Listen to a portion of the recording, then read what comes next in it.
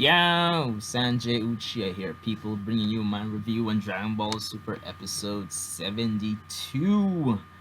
So, of course, since I'm watching this on Saturday, uh, you guys know the drill. Credit must go to Herms98 on Twitter. Check him out if you haven't done so already. Alright, so getting into it, this episode title, Can You Counterattack? An Invisible Assassination Technique. So, I must say, this episode, really and truly, overall, it was pretty interesting in terms of the fight.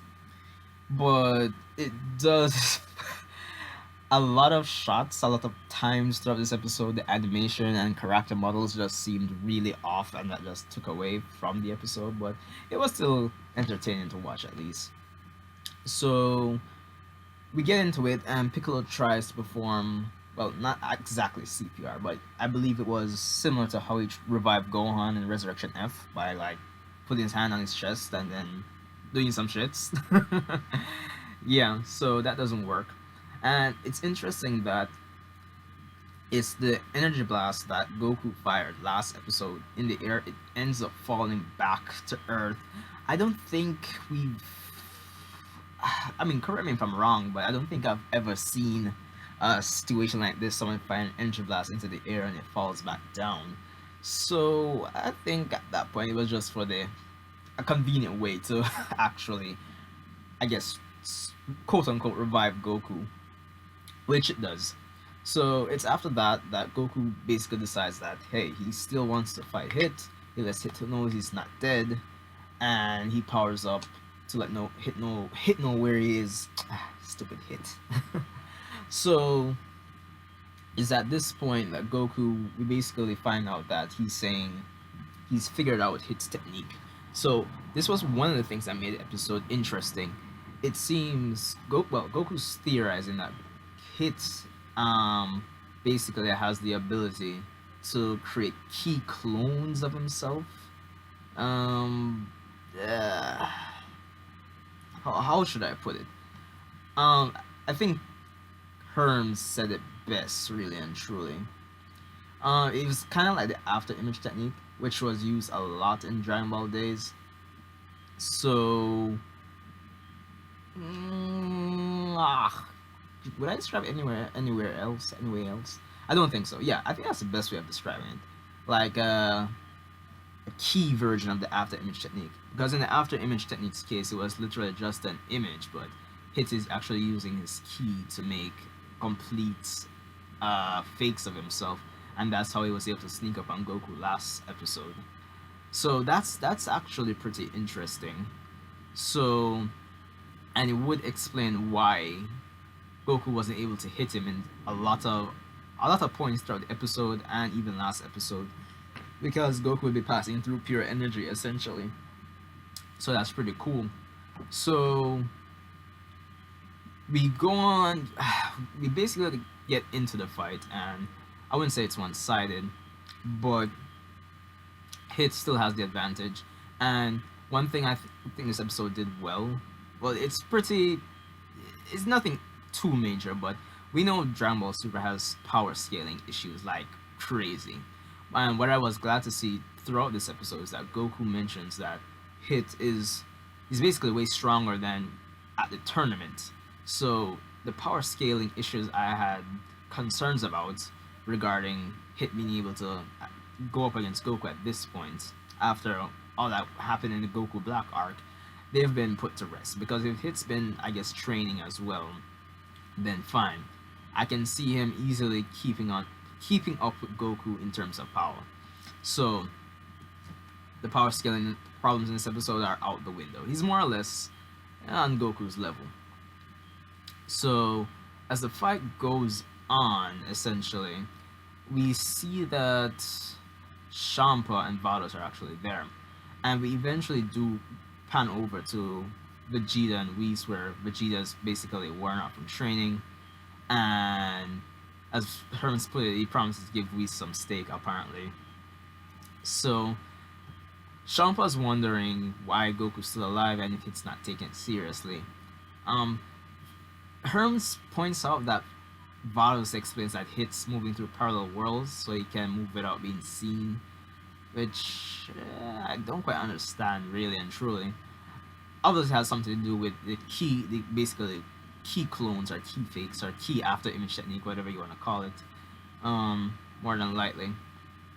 So, just like a lot of people, well, just like a lot of people are speculating, Shampoo thinks Vados hired Hit to kill Goku, but as we already know, Vados was just acting on behalf of somebody else.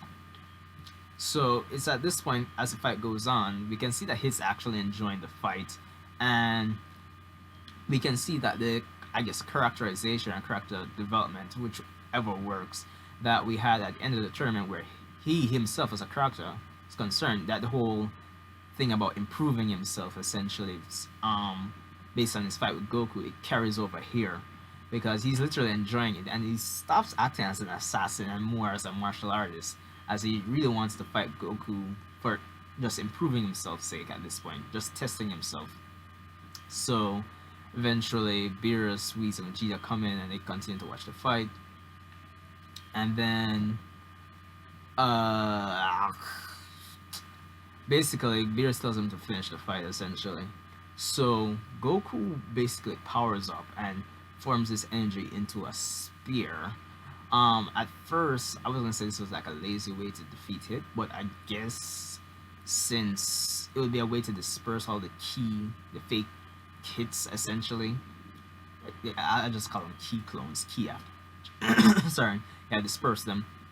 And then it's at this point that Goku powers up a Kamehameha and fires it off at Hit.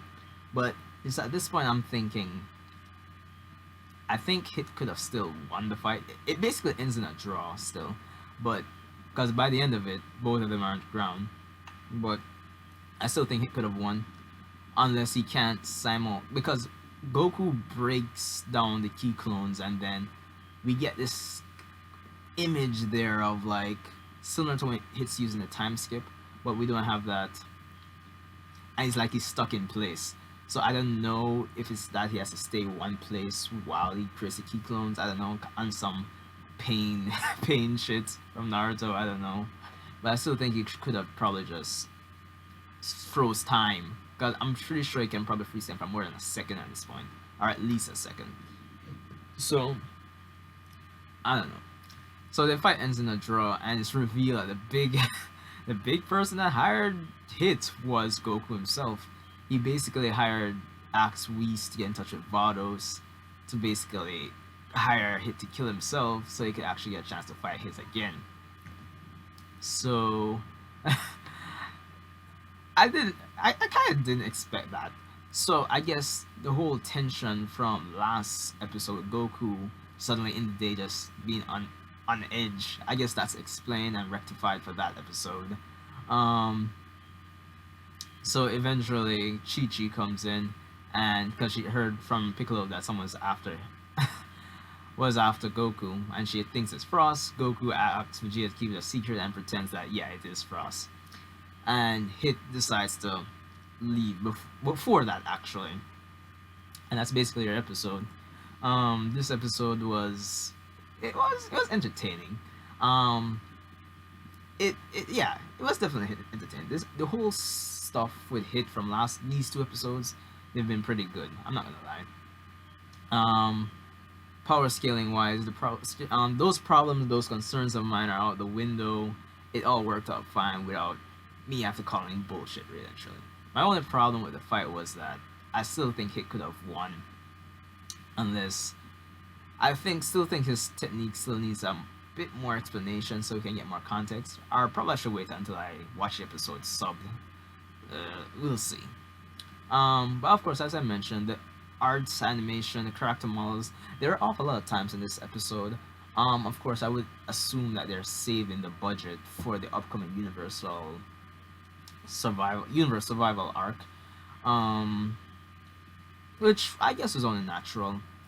But all in all, it was a good episode. It was a decent, entertaining fight. It was nice to see. Oh, and before someone mentions it, the whole act, I think Herms mentioned it as well.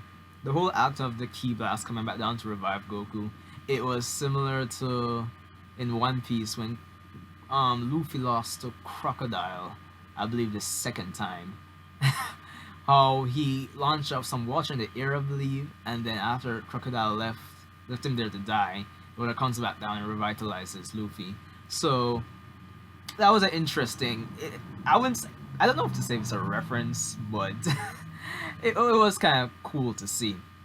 Of course, Toei does both One Piece and Dragon Ball animation wise, so who knows? Probably somebody on the team for this episode probably say, "Hey, it'd been a cool way to do this." So, all in all, a decent episode. It's okay. Yeah, you I think people enjoy it, but because overall I think he's a pretty popular character, and seeing him on screen, considering we haven't seen him since the tournament, it was just a fun ride. Of course, next week we continue with the slice of life stuff leading up to the tournament. Of course, no episode next week, New Year's. So we'll have to wait till January 8th. But I don't know. Let me know what you think about this episode. Did you enjoy it? If you enjoy my content, subscribe for more, please, and spread this video out. Don't be shy. Let's have some combos in the comment section. And I'm hoping everyone's having an awesome holiday. Happy holidays, everyone. I mean, I'm just chilling, man. I think I'm on a well-deserved break. I've been busy as hell for the last 3 months. It's been crazy, but hey, I feel like I'm running out of stuff to say here. But hey, I'll see you in the next one. Happy holidays. Sanjay Uchiha out.